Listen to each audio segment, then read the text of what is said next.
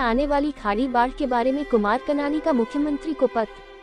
पद्मश्री माथुर सवानी ने मुख्यमंत्री को लिखे पत्र का समर्थन किया। माथुर सवानी द्वारा दिए गए सुझावों की तुरंत जांच की जानी चाहिए और संभव हो तो योजना को लागू किया जाना चाहिए।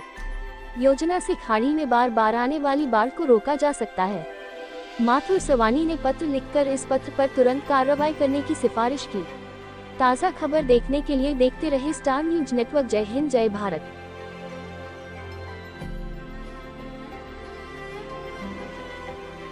કાકા એક પત્ર લખ્યો છે ખાડીપુરને લઈને।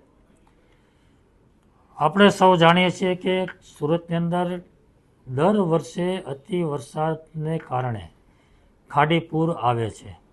લાખો લોકો સુરત શહેરના પ્રભાવિત થાય છે અને ખાડીપુરમાંથી કેવી રીતે બચી શકાય એનું પ્લાનિંગ ઉદ્યોગપતિ શ્રી મથુરભાઈ સવાણીએ આપ્યું છે અને એ પત્ર એણે મને પણ મોકલ્યો છે। પત્ર વાંચ્યા પછી મને એવું લાગે છે કે જો આ પ્લાનિંગ પ્રમાણે કામ થાય અને શક્ય હોય તો ખાડીપુરનો જો પ્રશ્ન હલ થતો હોય તો વહીવટી તંત્રએ તાત્કાલિક ધોરણે આને સર્વે કરાવવું જોઈએ અને સર્વે કર્યા પછી જો આ વાત યોગ્ય લાગતી હોય અને ખાડીનો પ્રશ્ન હલ થતો હોય તો હું માનું છું કે યુદ્ધના ધોરણે કામ હાથ પર લઈ અને લાખો લોકોને જે પ્રભાવિત થઈ રહ્યા છે એને એમાંથી મુક્તિ આપવી જોઈએ। કેટલું નુકસાન કાકા, કેટલા લોકો પ્રભાવિત થતા છે, કેટલી મુશ્કેલી?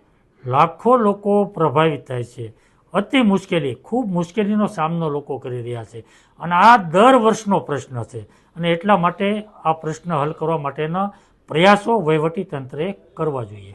કાકા એકબીજા ઉપર તંત્ર ખો નાખી રહ્યા છે, એક વિભાગ બીજા વિભાગ ઉપર, બીજો વિભાગ ત્રીજા વિભાગ ઉપર। મને એવું લાગે છે કે આ પ્રશ્ન કોઈ વિભાગનો એક વિભાગનો નથી અથવા તો કોઈ એકાબીજા વિભાગ ઉપર ખો આપી દે તો આ પ્રશ્ન હલ થવાનો નથી। આ પ્રશ્ન હલ કરવા માટે એક ચોક્કસ પ્રકારની કામગીરી કરવી પડે।